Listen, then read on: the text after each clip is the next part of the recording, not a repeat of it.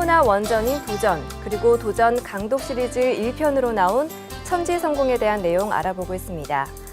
오늘은 제2장 우주 1년과 선천 후천에 대한 이야기 전기훈 수호사님과 함께 도담 나눠보도록 하겠습니다. 수호사님 안녕하세요. 예, 안녕하십니까. 네, 지난 시간에는 우리가 추구해야 할 진정한 성공은 무엇인가에 대해서 알아봤는데요. 오늘 다시 한번 간략하게 소개해 주시고 시작하면 좋겠습니다. 예, 지난 시간 내용을 간단하게 요약을 해보면요. 인간은 왜 태어났는가?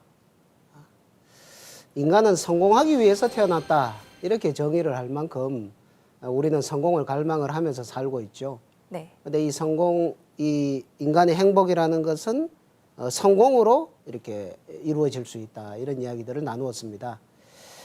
근데 진정한 성공은 어떤 것인가?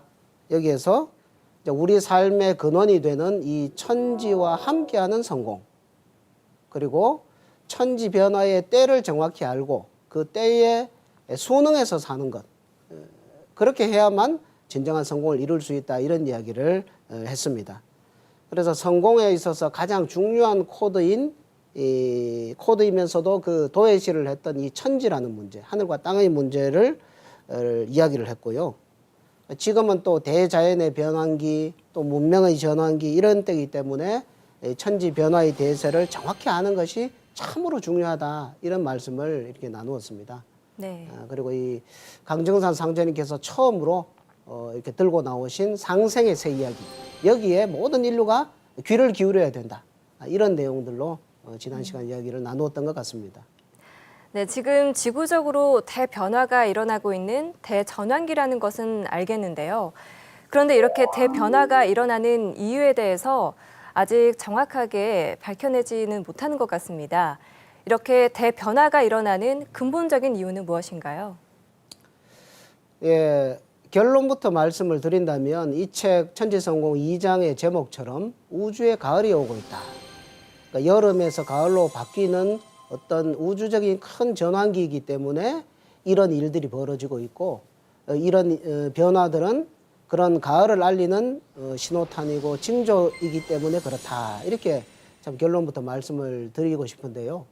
근데 그 결론에 이르기 전에 먼저 가장 기본되는 이제 구구단부터 우리가 생각을 해본다 그러면은 천지가 질서가 이제 왜 바뀌는가, 또 어떻게 바뀌는가, 이걸 알려고 하면은 만유 변화의 기본 법칙, 근본 원리를 알아야 됩니다. 네. 근데 그게 뭐냐 하면 이제 이 책에서 강정산 상제님께서는 생장염장이다라고 이렇게 말씀을 해주시거든요. 자, 이 책 그 47쪽에 나오는 내용을 같이 한번 볼까요? 네. 예, 47쪽에 나오는, 아래쪽에 나오는 말씀을 같이 한번 읽어보도록 하죠. 네. 내가 천지를 주재하여 다스리되 생장염장의 이치를 쓰나니 이것을 일러 무위이화라 하느니라. 예, 생장염장. 이제 생이라고 하는 것은 낳는다는 뜻이죠.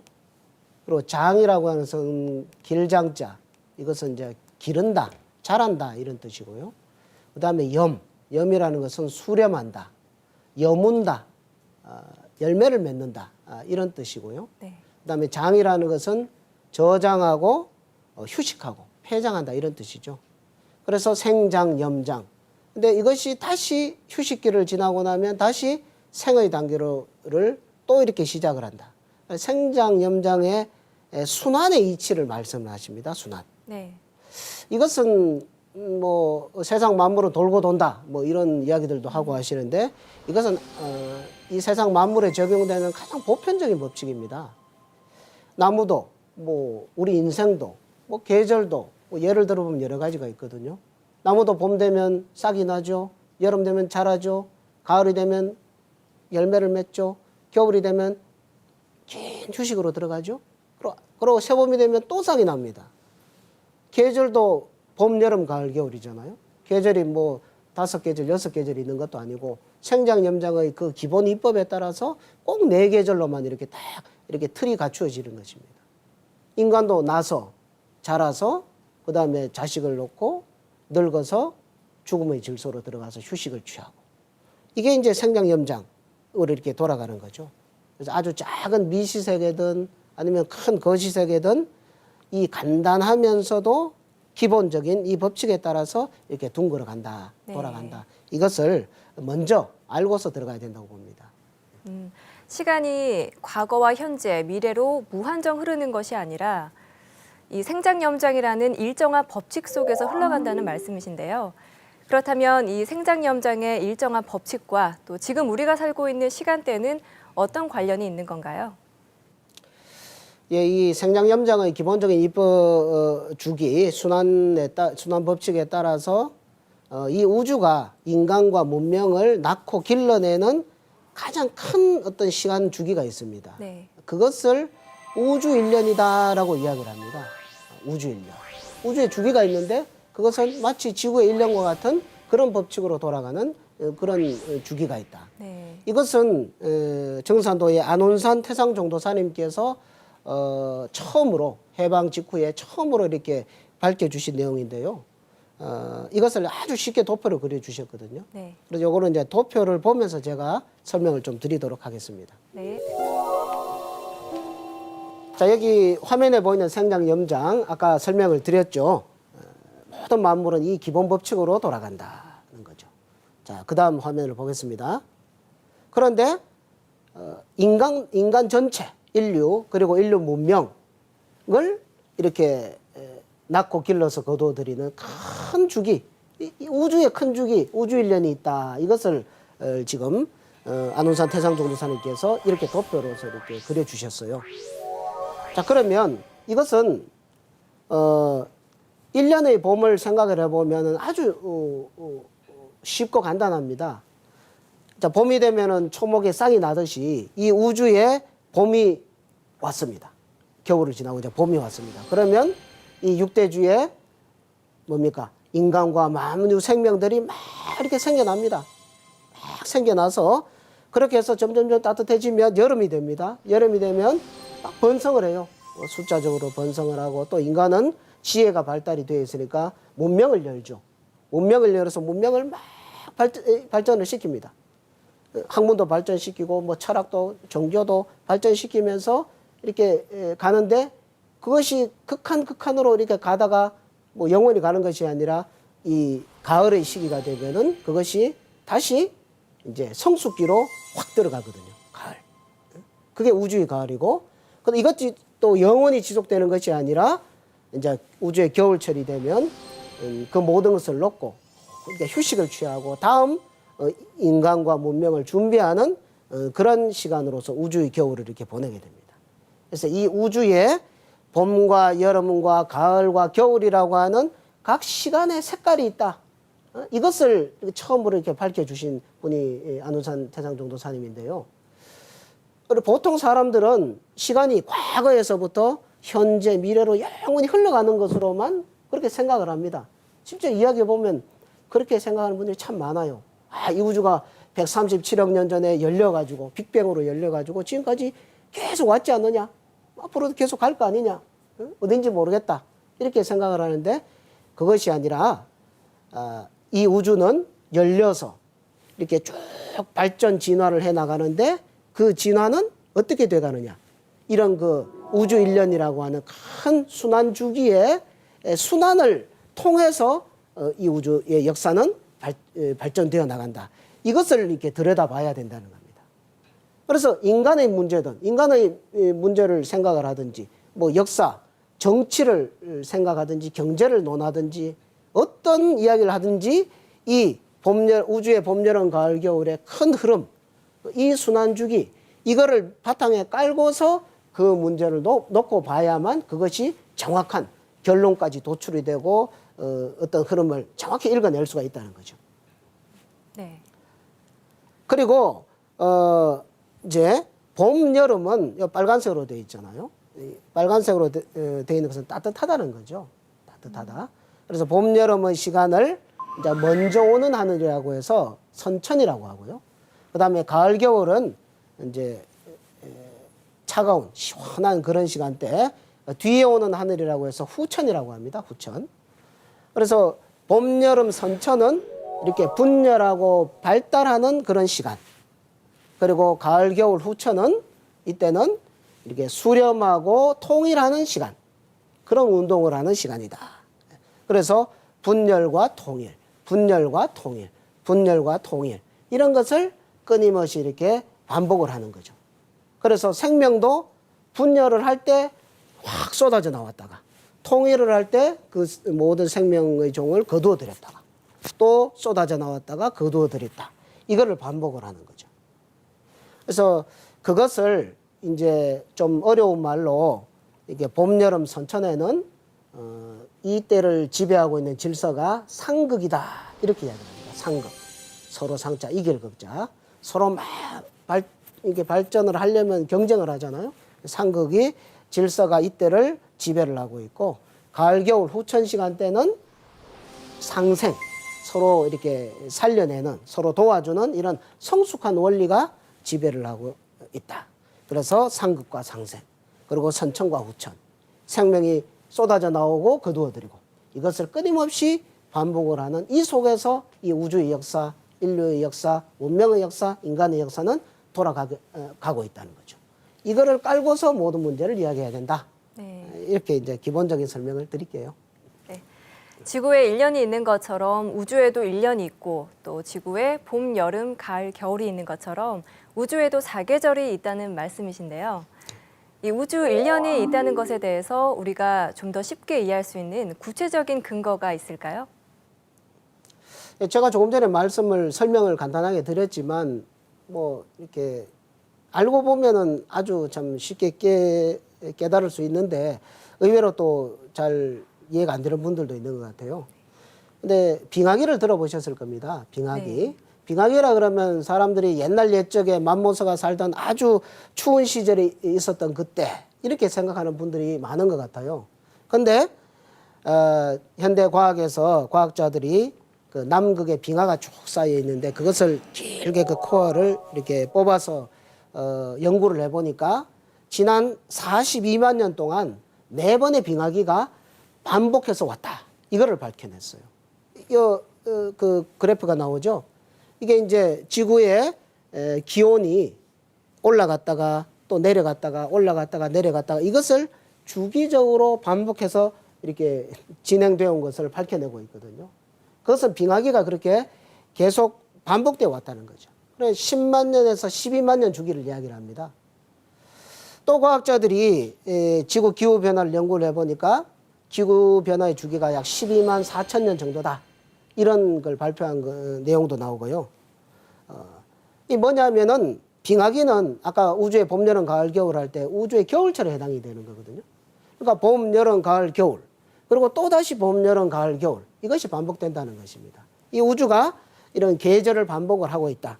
그 속에서 인류는 살아가고 있고 문명을 일궈낸다는 겁니다. 그러면 이게 한 바퀴 이렇게 봄, 여름, 가을, 겨울 도는데 빙하기가 다시 도래하는데 얼마가 걸립니까? 그죠? 이거를 알아야 되겠죠. 이것을 과학자가 아닌 동양의 소강절이라고 하는 철학자가 이것을 수학적으로 풀어서 밝혀냈는데 이 한 주기가 12만 9,600년이다라고 이렇게 밝혀냈습니다.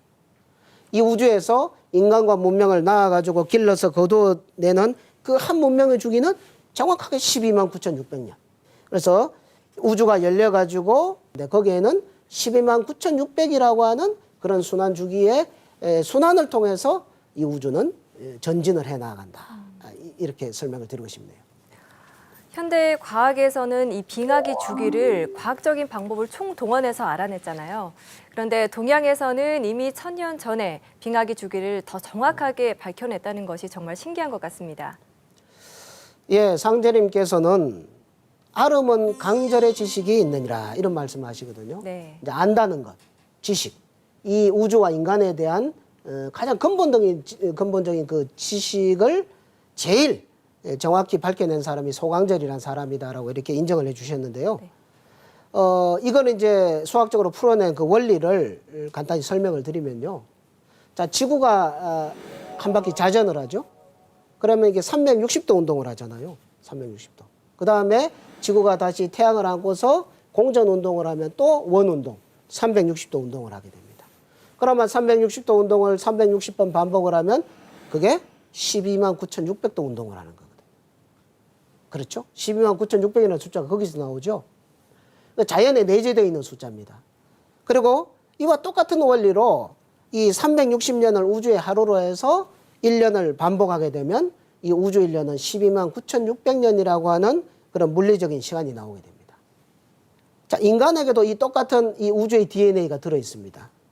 자, 이게 뭐냐면 인간 생명을 유지를 하는데 이 지구의 자전 공룡과 같은 두 가지 순환 운동을 하거든요. 네. 하나는 호흡이고 하나는 맥박입니다. 호흡은 들이마시고 내쉬고 들이마시고 내쉬고 이렇게 순환 운동을 하죠.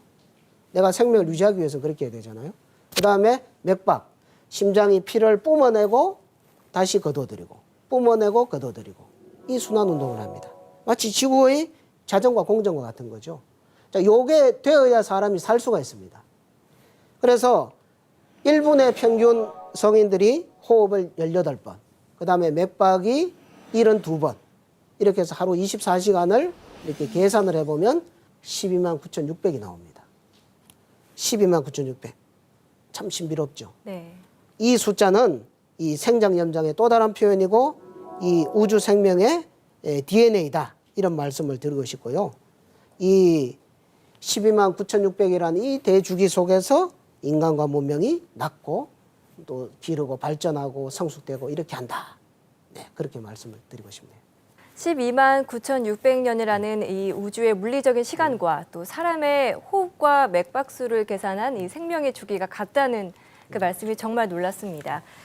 수호사님 말씀에서 우주 1년이 존재하고 또 사계절이 존재한다는 것을 알 수 있었는데요. 이 우주 1년과 또 천지성공은 무슨 관련이 있는 건가요? 예, 이것은 목적의 문제라고 생각을 하는데요. 지난 시간에도 우리가 이야기를 했지만 자기의 꿈을 성취하는 것, 자기가 하고자 하는 바를 성취를 했을 때 인간은 가장 행복함을 느끼죠. 그리고 성공했다라고 합니다. 그런데 이 우주에 이 천지에도 목적이 있다. 아니 우주가 돌아가는데 뭐 그냥 기계적으로 그냥 지구가 뭐 태양 주위를 도는데 그냥 도는 거지 그게 무슨 목적이 있냐 이런 이야기를 할지 모르지만 여기에 대한 그 큰 깨달음의 문제를 그 안운산 태상종도사님께서 이거를 밝혀주셨거든요. 자, 천지성공 책에 그 내용을 한번 같이 한번 보도록 하겠습니다. 네. 자, 56쪽입니다. 천지도 목적이 있다. 그래서 질서정연하게 둥글어가는 것이지 그냥 그 속에서 생명이 왔다 가는 것이 아니다. 그 목적이 뭐냐 하면 지구 1년은 초목 농사 짓는 것이고 우주 1년은 사람 농사 짓는 것이다. 지구 1년이 생장 연장하는 것을 보면 봄에 씨 뿌리고 싹을 내서 여름철에 성장시켜 가을철에 추수를 한다. 그것과 같이 우주 1년은 사람 농사를 짓는다. 자, 우리가 아는 보통 지구 1년의 그 목적은 농부가 농사 짓는 목적이 뭡니까? 가을에 추수해서 그거를 팔아서 해서 뭐 자식 학교도 보내고 그 추수를 하기 위함이죠. 네. 이 우주 1년의 목적은 인간 농사입니다. 인간 농사. 야, 이 우주가 이 천지가 인간 농사를 짓는다. 우리 뭐 연세 드신 분들은 자식 농사라 하면 잘 아시죠? 자식 농사. 자식 농사가 그 꿈과 희망이잖아요. 예, 이 우주가 인간을 낳고 길러서 제대로 된 인간 열매를 추수한다는 것. 이 천지는 그걸 위해서 이렇게 돌아간다는 것. 이게 이제 우주와 인간의 관계에 대한 그 더없이 큰 깨달음의 말씀이라는 것입니다. 천지는 인간 농사를 짓기 위해서 둥글어간다, 돌아간다. 이것을 이야기해 준 어떤 철학이나 사상도 이 지금 역사 속에서 찾아볼 수가 없습니다. 이게 여기에 대해서 우리가 이 선언에 대해서 큰 깨달음을 열어야 된다고 생각을 합니다. 그러니까 천지 성공이라든가 이 개인적인 성공은 모두 이 우주의 목적과 연관이 있다는 말씀이시죠? 예, 그렇습니다. 조금 전에 질문과 연결이 되는데요. 이 우주가 137억 년 전에 빅뱅을 통해서 대폭발을 했다. 그때 그 사건을 규명하기 위해서 과학자들이 지금 그때 일어난 사건을 재현하려고 막 그런 연구 성과를 지금 발표하고 있잖아요. 그렇지만 이 우주는 왜 처음에 폭발했느냐? 이 우주는 왜 열렸느냐? 여기에 대해서는 침묵을 지키고 있습니다. 근데 도전 11편에 보면은 태모님 말씀에 그런 말씀이 있거든요. 인생을 위해서 천지가 원시개벽하고, 인생을 위해 1월이 순환광명하고, 인생을 위해 음양이 생성되고, 인생을 위해 사시질서가 조정된다, 이런 말씀을 하세요. 우주가 왜 열렸고, 우주는 왜 발전을 거듭했고, 우주의 역사는 진행되어 왔는가? 이것은 인간을 위해서 왔다는 겁니다. 자, 과학자들이 우주의 수많은 별들을 이렇게 좌표를 이렇게 찍어가지고 하나의 그림으로 만들어 봤습니다. 그러니까 그림 한 장이 탄생을 했습니다. 여기 화면에 나오죠. 그냥 우연히 펼쳐졌으리라고 생각한 이 별자리들의 위치가 여기 보시면 마치 사람이 이렇게 팔다리를 벌리고 있는 것과 같은 이런 모습으로 이걸 발견을 했어요. 우리는 여기에서 큰 영감을 얻을 수가 있습니다. 큰 영감을. 자, 인간이 뭐냐 하는 이 태상종 도사님의 큰 가르침, 깨달음. 인간은 우주의 목적이고 천지의 열매다 하는 거. 인간은 천지의 주인공이면서 천지의 자식이라는 거. 또 인간이라는 자식 농사가 바로 천지 부모의 꿈과 목적이라는 거. 이 천지는 우주의 가을철에 인간 열매, 이 자식이죠. 이걸 추수를 함으로써 그 목적을 성취하는 거고, 인간은 우주의 가을철에 천지의 열매가 됨으로써 천지와 함께 더불어 성공을 하는 것이라는 겁니다. 그러면 결론적으로 인생의 목적이라는 것은 우주의 가을철에 천지의 열매가 되는 것. 이것이 성공의 궁극의 자리다라는 것을 우리가 결론을 도출해낼 수가 있죠. 그래서 이것이 이제 천지 성공 시대다, 이런 말로 지금 표현을 하고 있습니다. 우주의 가을철이 오고 있는 지금 거대한 대변화가 일어나고 있다는 것에 대해서 알아보고 있습니다. 그런데 이런 변화들이 우주가 가을철을 전개하는 과정에서 나타나는 현상이라고 말씀해 주셨는데요. 이 변화들이 우주의 가을철에 열리는 현상이라고 볼 수 있는 이유는 무엇인가요? 예, 강정산 상제님께서는 지금은 온 천하가 가을 운수의 시작으로 들어서고 있느니라, 이런 그 큰 대세를, 흐름을 진단을 해주세요. 네. 이 가을의 정신을 우리가 눈을 크게 뜨고 가만히 한번 들여다보면 알 수가 있습니다. 자, 그 가을이 오기 전에 이제 그 여름에 뜨거운 열기로 푹푹 찌죠. 뭐 올 여름도 너무너무 더웠잖아요. 푹푹 찝니다.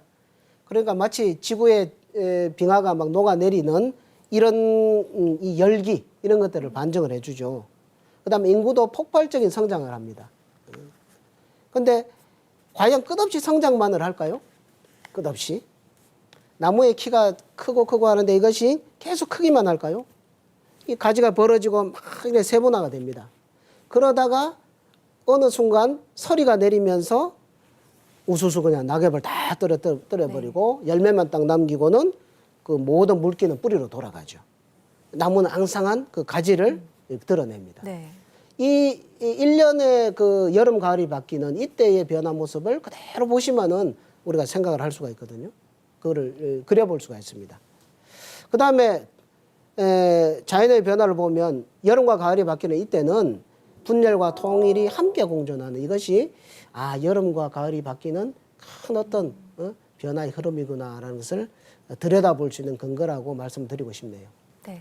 지금이 우주의 여름철에서 가을철로 바뀌는 하추 교역기이고 가을이 되면 천지와 인간이 성공을 한다, 이렇게 정리해 볼 수 있을 것 같습니다. 그런데 수호사님, 앞에서 이 선천과 후천에 대한 변화가 전혀 다르다고 하셨는데요. 이 선천과 후천에 대해서 좀 더 자세하게 설명 부탁드릴게요. 예, 선천과 후천은 우리가 살아가는 두 하늘입니다. 네. 하루에도 선천과 후천이 있죠. 낮 시간이 선천이라면 밤 시간이 후천이죠. 근데 이 하루를 잘 살려면 선천과 후천의 그 특성에 대해서 잘 알아야 되겠죠.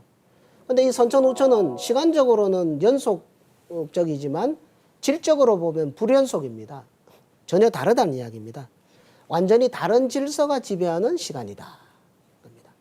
그래서 아까도 언급을 했지만 선천에는 상극이라고 하는 질서로서 살아가는 때고 후천은 상생이라는 질서로 살아가는 때다. 이렇게 말씀을 드렸습니다. 근데 이 상생은 참 뭐 서로 도와가면서 살아가는가 보다 이렇게 이해할 수 있지만 상극이 이걸 깨닫기가 참 어렵거든요.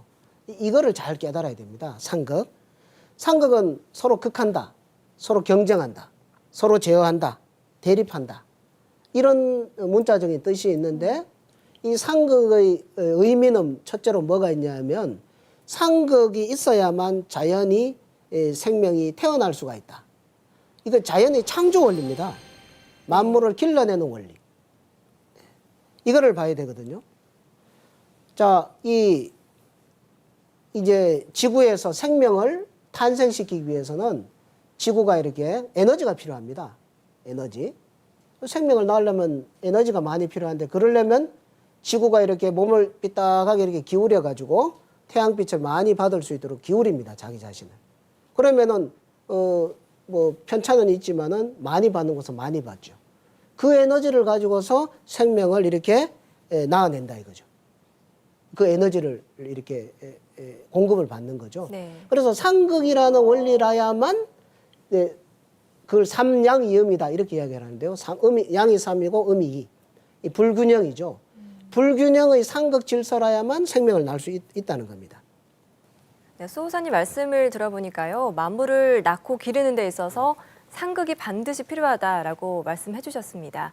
그런데 이 상극 때문에 사람들이 서로 경쟁하고 싸우면서 고통을 받는 게 아닐까요? 예, 그게 문제죠. 네. 예, 그 아주 중요한 질문인데요. 예, 이제 자료 화면을 보면서 좀 설명을 드릴게요. 이게 네. 좀 중요한 부분입니다. 예.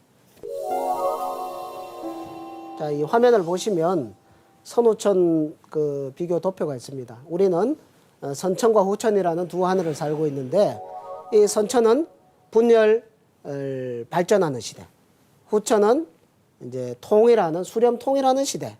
그리고 선천은 상극 운동을 하고 있고 후천은 상생 운동을 하고 있다. 이렇게 말씀을 드렸습니다. 근데 이 상극이라는 것이 문제인데요. 자연계에서는 뭐 만물을 낳고 기르기 위해서 상극이 뭐 어쩔 수 없이 있을 수밖에 없죠. 그런데 이 문명 사회에서는 그 상극 때문에 일어나는 부산물, 이게 이제 역사의 부산물, 이게 원한이라는 문제거든요. 원한. 이렇게 경쟁을 했을 때 경쟁에서 이긴 사람은 기분이 좋겠지만 진 사람은 거기에 대해서 원망을 가지고 또 뭐 심한 경우 이를 보득보득 갈고 내가 뭐 죽어서도 원한을 갚겠다, 복수하겠다 이런 마음들이 그냥 역사 속에 이렇게 박히게 된다 이거죠. 그래서 인간 세상의 어떤 비극의 원인이 무엇인가를 이야기를 할 때 이것이 인간이 뭐 도덕성이 부족해서 도덕성이 결여됐다. 뭐 내가 뭐 신을 믿지 않아서 내가 마음을 잘 못 닦아서 서로 가치관이 다르기 때문에 이렇게만 보는 것이 아니라 그렇게 될 수밖에 없는 근원적인 이유는 바로 이 대자연이 선천시대의 자연이 상극 운동을 한다는 것. 상극의 질서가 이 선천 역사를 쭉 이끌고 왔기 때문에 그 속에 살고 있는 모든 사람들은 그 상극의 경쟁, 반목, 대립 속에서 나오는 그 원한에서 발생되는 그 고통을 전부 받을 수밖에 없었다는 것입니다. 네, 이렇게 사람의 원한이 이 정도로 영향력이 클 줄은 몰랐습니다. 원한으로 인해서 우주의 질서가 바뀔 수도 있나요?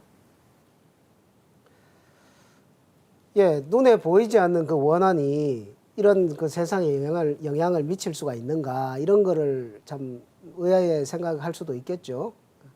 근데 가만히 우리가 이것을 생각을 해보면 아주 중요한 문제들이 여기에 들어 있습니다. 뭐 흔한 말로 세상에 여자가 한을 품으면 온용을 해도 서리가 내린다. 그런 이야기를 하죠. 네. 한 가정에 여자가 시집을 와서 오랜 시간 동안 그 시집살이를 하면서 또는 뭐 가정사 때문에 맺힌 그 원한 때문에 가정의 이 운명이 이렇게 바뀌는 그런 것을 또 여러 번 사람들 예를 볼 수가 있거든요.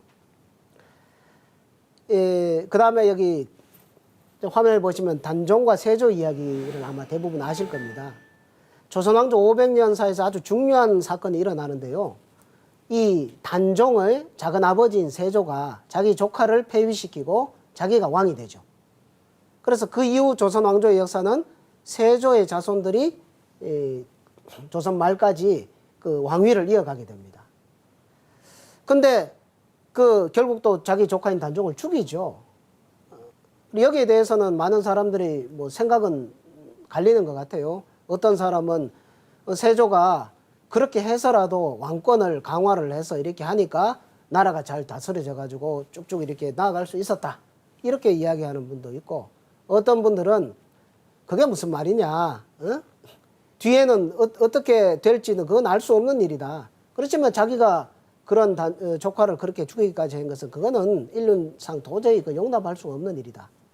뭐 그런 이야기들을 해요. 하지만 여기서 중요한 것은 여기 나오는 현덕왕후, 단종의 어머니죠.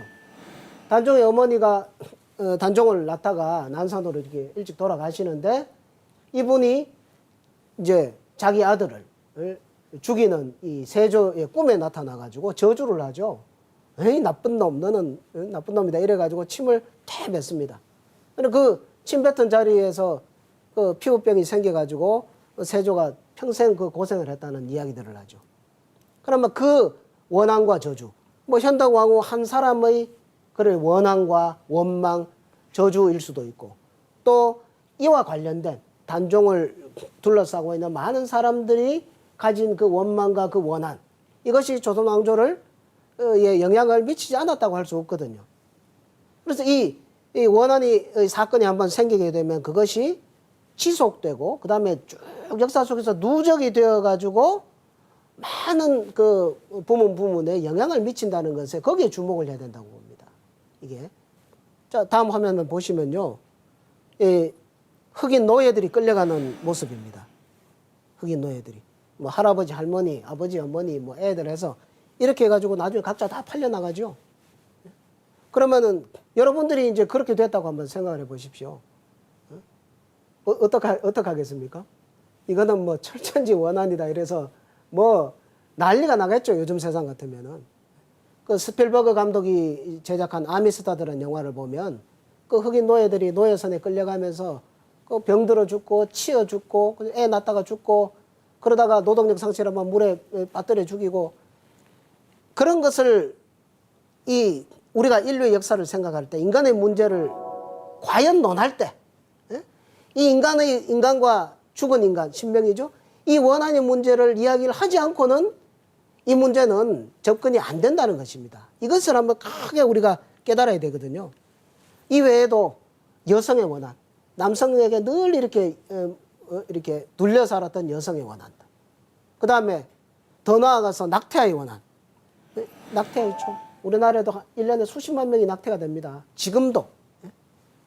이 다 살아있는 생명체거든요. 영혼을 가지고 있습니다. 정신을 가지고 있습니다. 그런데 자기 어머니, 부모에 의해서 살해를 당한, 그래서 생명이 피어보지도 못한 그 원초적인 어떤 동물적인 그런 본능으로서의 그런 원한, 이런 것들을 조목조목 따져보면 이것은 원한의 문제를 해결하지 않고는 어떤 것도 되지 않는구나. 이거를 우리가 깨닫게 됩니다. 그래서 이것이 누적이 되는 원한이 가을의 문턱에 들어서게 되면 이것이 더 이상 견디지 못하고 폭발하게 된다. 한꺼번에. 그렇기 때문에 이것은 이 상극의 문제를, 상극의 원한의 불을 끄는 이것이 해결되어야만 좋은 세상이 올 수 있다고 하는 전혀 다른 차원의, 완전히 다른 차원의 깨달음. 이것에 눈을 떠야만 인간 성공론을 비롯한 모든 이야기가 가능하다. 그 말씀을, 그걸 꼭 깨달아야 된다. 네. 는 것을 말씀드리고 싶어요. 네, 수호사님 말씀 들어보니까요. 우리가 인생의 성공, 더 나아가서 천지 성공을 하기 위해서는 무엇보다 이 원한을 먼저 풀어주는 게 더 중요하지 않나 이런 생각을 해보는데요. 이 원한들을 어떻게 풀어줄 수 있을까요? 예, 원한을 풀어주려면 그런 원한을 풀어줄 수 있는 능력이 있는 존재가 있어야 됩니다. 우리가 서로 싸우고 있을 때 화해시키는 길은 그거보다 더 큰 무엇인가를 주면 그런 싸움이 이제 분쟁이 해결이 되죠. 그래서 이 정산 상제님께서 그런 말씀을 하세요. 묵은 하늘이 사람 죽이는 공사만 보고 있도다. 그래서 이제 뜯어 고치지 않을 수 없노라. 또 이때는 해원 시대라. 해원 시대다. 해원을 시켜야 된다. 그래서 원한을 풀어줄 수 있는 권능을 가지고 있는 우주의 주제자, 참 하나님. 이분이 역사 속에 개입을 해서 더 좋은 것을 이렇게 열어주어야만 이 원한이 해소가 될 수 있다는 것입니다. 그래서 이 해원, 이것이 이제 앞으로 나오게 되는 그 천지공사의 세계거든요. 천지공사. 원한을 푸는 해원의 과정. 이것이 천지공사다. 이렇게 정의를 할 수가 있는데요.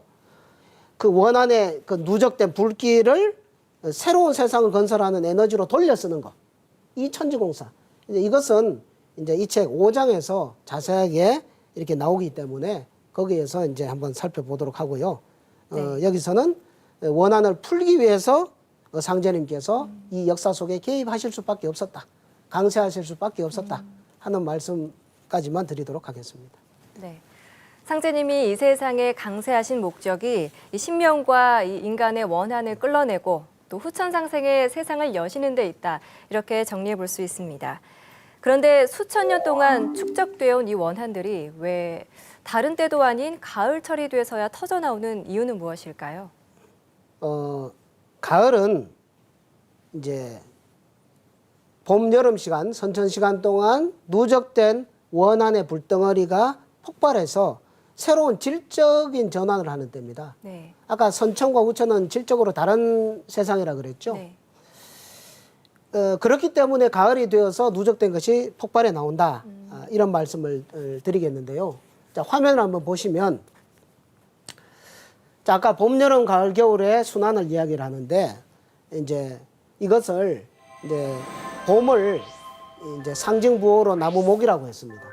나무는 이렇게 위로 쭉쭉 뻗어 올라가잖아요. 그런 생기를 상징한 부호가 나무목자입니다. 그 다음에 여름은 불화자로 이렇게 표현을 했죠. 이렇게 퍼져나가는 그런 기운을 상징해서 화자로 했고, 가을은 이렇게 위로 덮어가지고 그것을 쭉 끌어당기는 이런 모양의 쇠금자로 표현을 했고, 겨울은 이렇게 압축 통일되어 있는 물숫자로 표현을 했습니다. 그리고 이 네 가지 봄, 여름, 가을, 겨울을 잡아 돌리는 그 중심축, 그 기반이 되는 땅이죠. 흙, 이걸 토라고 이렇게 표현을 했습니다. 그러면 겨울에서 봄으로 올 때, 봄에서 여름으로 올 때, 뭐 이 나무에다가 물을 주면은 나무가 잘 자라잖아요. 좋다 그러죠. 근데 이 나무를 불에다 넣으면 불이 활활 잘 타죠. 넣으면 넣을수록 잘 타죠. 그래서 이것은 전부 괜찮은데 화에서 금으로 이렇게 넘어가려고 합니다. 우주는 계속 돌고 도는 거니까. 넘어가려고 하는데 여기는 어떻게 되냐면은 이 뭡니까? 이 불에다가 쇠를 집어 넣으면 어떻게 되죠? 쇠가 녹아버리죠. 녹아버립니다. 그래서 이것을 이제 화극금이라고 표현을 하죠. 화극금. 화와 금은 서로 극한다. 서로 상생하면 좋은데 서로 상극한다 이거죠. 상극해서 이것을 상극은 파괴를 이렇게 불러일으키기 때문에 넘어갈 수가 없습니다. 그러면 이때에 이때가 이제 가을로 접어드는 그때죠. 그러면 이 불은 어떤 불이냐? 이 불은 이제 태어나고 자라는 전 과정에서 일어났던 모든 그 역사의 어두운 그림자, 부산물, 특히 상극의 원한, 그죠? 이게 그 원한의 불덩어리로 표현을 할 수가 있는 겁니다. 그럼 이것이 누적되어 와가지고 어디서 터지겠습니까? 여기까지 오는 거죠. 여기까지. 이 가을의 문턱에서. 그럼 여기에서 그러면 넘어갈 수 있는 방법은 여기에 대한 그런 방법은 없습니까? 하나가 있죠. 하나. 봄, 여름, 가을, 겨울의 기반이 되는 이 가운데 토. 그죠? 목화금수의 그 기반이 되는 토. 이 우주의 중심 자리에 있는 이 토. 이 불기운을 토가 흡수를 해가지고 이 토가 다시 금을 이렇게 내놓는 겁니다. 쇠라고 하는 것은 땅 속에서 만들어지지 않아요? 땅 속에 눌려가지고 그 금속이 만들어지죠. 불을 아무리 흙에다가 가해도 흙은 타지를 않습니다. 그래서 불기운을 흡수해서 가을에 금 세상을 열어내는 것. 이것을 화생토, 토생금이라고 이야기하거든요. 이건 자연의 원리입니다. 그럼 이것이 이 문명사에서 어떻게 드러나느냐? 이것은 토라고 하는 것은 이 우주의 중심에 계신 분, 바로 우주를 주재하는 하느님. 동양에서는 상제님이라고 그랬죠. 그래서 우주가 영원히 돌아갈 수 있는 그 다리를 놓아주는 이것이 바로 화생토, 토생금의 작용을 하는 요 생명의 다리다.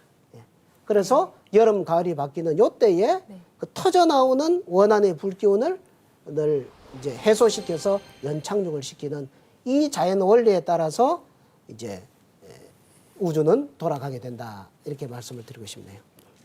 네, 우주의 가을철이 열리는 가을 대개벽기에는 이 불과 쇠가 서로 극하는 이 화극금으로 인해서 이 우주적인 대사건이 벌어진다고 하셨는데요.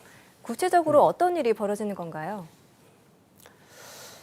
예, 화극금 이렇게 부딪히니까 여기에서 이제 여러 가지 지금 우리가 겪고 있는 이런 자연 변혁이라든지 자연 재앙이라든지 뭐 여러 가지 그런 큰 변화들이 있잖아요. 이것이 전부 화극금의 현상들이거든요. 근데 이것은 그 궁극에 가게 되면은 뭐 엄청난 변화들을 겪게 되는데 그것은 이제 이 책 6장에서 이제 자세히 다루기 때문에 네. 어떤 큰 대략적인 큰 틀만 보고 넘어가도록 하겠습니다. 자, 가을이 되면 하늘과 땅이 개벽을 한다. 이게 가을 천지 개벽이거든요. 화극금하는 그것을 넘어서기 위해서는 화와 금의 충돌을 넘어서 가을의 세상을 열려면은 천지가 새롭게 개벽, 열려야 된다는 거죠. 근데 거기에 따르는 여러 가지 희생이 있는데 그런 변화의 핵심은 세 가지입니다. 자연 개벽과 문명 개벽과 인간 개벽. 그러면 자연은 어떻게 개벽이 되는가? 아까 말씀드린 것처럼 이게 지구가 생명을 낳기 위해서 자기 자신의 축을 삐딱하게 이렇게 높이면서 에너지를 막 받아들여서 생명을 낳고 또 길렀죠. 네. 근데 이제는 이렇게 삐딱하게 했던 것을 바로 세워가지고 이제는 성숙의 과정으로 들어가죠. 그래서 지축을 바로 세우고 음과 양이 골고루 이렇게 균형을 잡는 남과 여가 똑같은 그런 위치를 지위를 차지하는 이런 문명으로 변화를 해나가게 됩니다. 그런 기반을 조성을 해주게 되죠. 그러다 보니까 지축이 정립하다 보면 여러 가지 뭐 화산이 터지고 뭐 땅이 갈라지고 뭐 이런 자연재해들이 당연히 따를 수밖에 없죠. 그래 이런 그 자연 개벽의 변화들이 있고요. 그 다음에 문명사에서 보면은 문명이 선천의 분열 기운을 따라서 막 이렇게 나누어지다 보니까 갈라지다 보니까 서로 싸웁니다. 이게 전쟁이죠. 전쟁. 이것이 싸우고 하다 보니까 인류 역사상 전쟁 없는 날이 뭐 며칠 없었다 그래요. 학자들이. 그렇게 됐는데 이것이 끝을 맺어야 되잖아요. 끝을 맺기 위해서는 전쟁을 끝막는 마지막 전쟁. 싸우다 이제 더 이상 우리는 싸우지 말자. 그리고 전쟁이 나지 않도록 이렇게 근원적으로 막아주는 그런 통일 문화가 나와야 됩니다. 이게 이제 남북의 문제가 여기에서 이제 거론이 되거든요. 네. 그 자세한 내용은 6장에서 또 보도록 하고요. 그 다음에 인간 개벽. 인간도 이런 뭐 비록 이렇게 비뚤어진 환경 속에서 살았지만 그거를 통해서 자기 자신을 더 성숙시키고 연단시키고 그렇잖아요. 고생을 하면서 이렇게 정신이 성숙돼 가잖아요. 아, 우리 집은 좀 환경이 안 좋으니까 나는 자연이 삐딱하게 성장을 할 수밖에 없다라고만 이야기할 수는 없습니다. 내가 나이가 30, 40 이렇게 넘어갔는데 내 성장 환경이 좀 어려웠다고 해서 그걸 탓하면서 나머지 인생도 그렇게 살 수는 없죠. 거기에서 그 모든 것을 종식시키고 제대로 내 인생을 반듯하게 걸어갈 수 있는 그런 인간, 그런 인간상인 게 정립되는 것이 인간 개벽입니다. 그 과정에서 자연 도태의 원리로서 그것을 이겨내지 못한 사람은 이 질병 대란 속에서 도태가 되고 또 그것을 이룬 사람은 인간의 마음이 열리고 신법이 열리고 영성이 열려서 새로운 인간상을 만들어내는 이런 인간 개벽. 그래서 눈에 보이는 것은 뭐 지축이 정립이 되고 뭐 난리가 나고 전쟁이 나고 그죠? 뭐 질병이 터지고 막 이런 걸로 나옵니다. 그러면 아주 부정적인 거 이런 걸로 생각을 하는데 이것은 무엇을 위한 것이냐? 새로운 가을의 세상을 열기 위한 재조정의 작업들이라는 것을 들여다보면 우리에게 큰 희망과 비전으로 오히려 그렇게 다가오게 된다는 것입니다. 네. 가을 개벽에는 자연 개벽과 문명 개벽 그리고 인간 개벽 이렇게 세 가지가 있다고 말씀해 주셨습니다. 그런데 앞으로는 대환란이 일어날 것이다, 뭐 큰 난리가 일어날 것이다 이러한 이야기는 다른 종교나 사상에서도 나오는 이야기 아닌가요?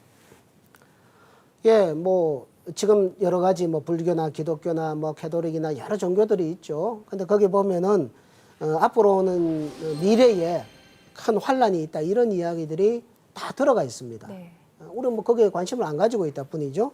그것은 그 종교를 여신 성자들이 제대로 이 세상을 깨닫고 보니까 이 세상의 변화에는 어떤 그런 것이 있다는 것을 다 보신 거거든요. 그리고 그것을 경전에 기록을 해놨습니다. 그러면 우리는 중요한 것은 왜 그런 내용들이 우리들에게 전해지는가?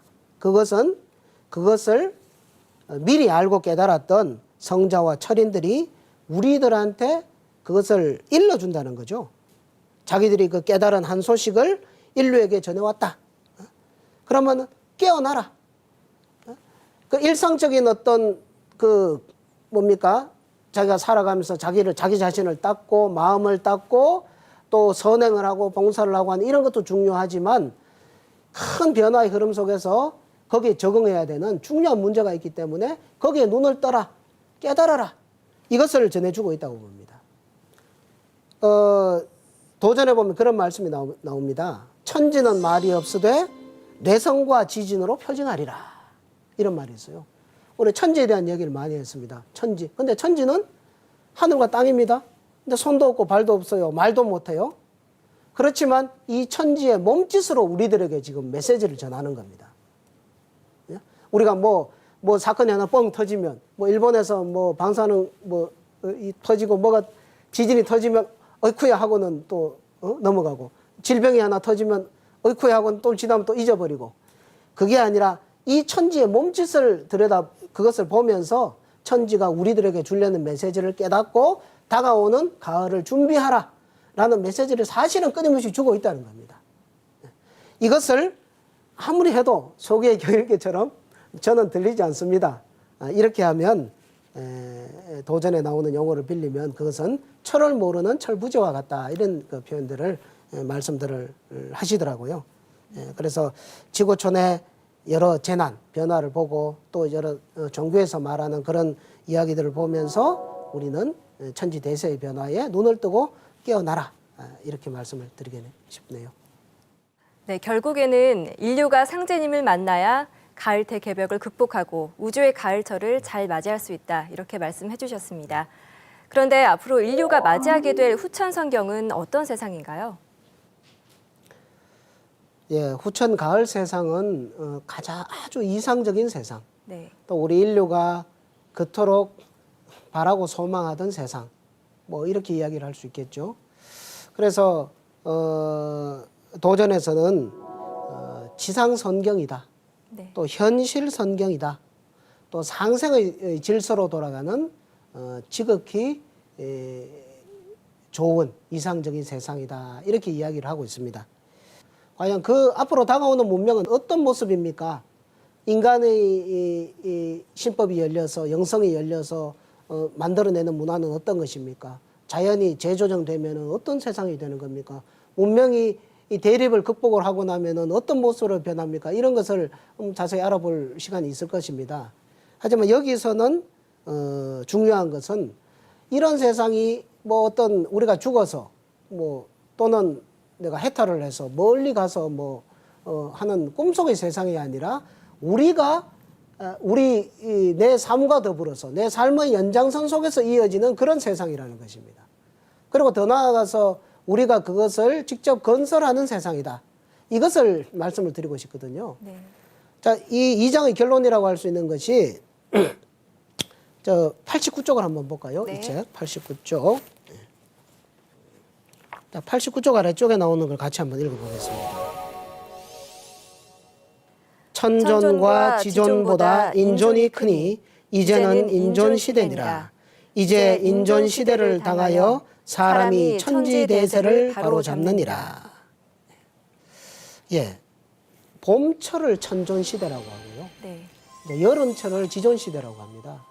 이제 봄철에는 이제 하늘의 그런 은혜를 많이 받아서 생명이 태어나고 이렇게 번성할 수 있기 때문에 천존 시대라고, 하늘이 아주 참 존귀한 시대라고 하고, 그 다음에 지존 시대는 여름철로 들어와서 우주의 여름철이 되면은 그 지역의 그 땅의 환경 이런 혜택을 많이 받아서 문명을 막 일으켜 발전을 시킵니다. 그래서 땅이 지극히 고마운 그런 시대. 근데 앞으로는 가을 세상은 뭡니까? 인존 시대라 그러죠. 네. 인간의 그런 노력과 인간이 오히려 천지에 이렇게 베풀어내는, 또 천지를 위해서 일하는 이런 덕이 더 커지는 시대라는 것입니다. 그래서 다가오는 이상적인 세계를 우리가 뭐 죽어서 맞이하는 그냥 꿈 같은 세상이 아니라, 우리가 인간이 이제 하늘과 땅을 제대로 깨닫고, 그리고 하늘과 땅이 인간을 낳아서 쭉 길러줬고, 그러면 인간이 이렇게 천지를 인식하고, 또 천지가 정말 부모 마음이 그렇잖아요. 너 결혼해가지고 시집 장가가지고 정말 너희들 멋지게 잘 살아봐라. 그게 내 마음이고 내 꿈이다 하는 것처럼, 그 뭡니까, 너 인간이 인간을 낳아서 길러줬으니까 그런 꿈같이 좋은 그런 문명을 만들어서, 멋진 문명을 만들어서 그렇게 살아보라는 그 뜻을 실현하는 것. 이게 인존 시대이기 때문에 중요한 것은 인간이 만들어 간다는 거. 네. 그래서 바로 그 사람이 이 책의 제목과 같은 천지 성공의 주인공이다라는 것을 말씀을 드리고 싶습니다. 네, 지금까지 우주 1년에 대한 소식과 또 앞으로 가을 대개벽을 극복하고 인류가 맞이하게 될 후천 성경에 대해서 알아봤습니다. 수호사님, 끝으로 정리 말씀 부탁드릴게요. 네. 이 2장을 보면 우리가 깊이 생각하고 깨달아야 될 그 몇 가지 이 주제들이 있거든요. 네. 이 천지도 목적이 있다. 목적이 있다는 거. 이 큰 어떤 깨달음의 한 소식이고요. 또 이 천지는 인간 농사를 짓는다라고 하는 거. 인간 농사를 짓기 위해서 둥그러간다 하는. 네. 이 또한 큰 깨달음의 소식이고요. 그다음에 인간이 뭐냐? 인간은 그 천지의 열매고 천지의 자식과 같은 이런 존재라는 거. 인간과 천지와의 관계. 예? 이게 또 하나의 또 큰 깨달음이고요. 그다음에 이 천지가 성공하는, 자식을 길러서 인간 열매를 맺는 이 가을의 소식을 알려주는 이야기. 이것도 정말 우리에게는 너무너무 감사한 그런 내용이라고 보고요. 그리고 또 상극이라고 하는 거. 이 상극이라는 고해의 바다가 우리 자연이 아니라 우리 인간에게 던져주는 의미는 그 상극의 어려움을 넘어서 가지고 그거를 에너지로 해서 자기의 인생을 열어갈 수 있는, 네. 새로운 이상적인 세상을 건설할 수 있는 그런 에너지로 사용할 수 있는 그런 큰 안목과 깨달음을 열어나가는 그런 인존의 문화를 여는 것. 네. 그렇게 되면은 우리 인류의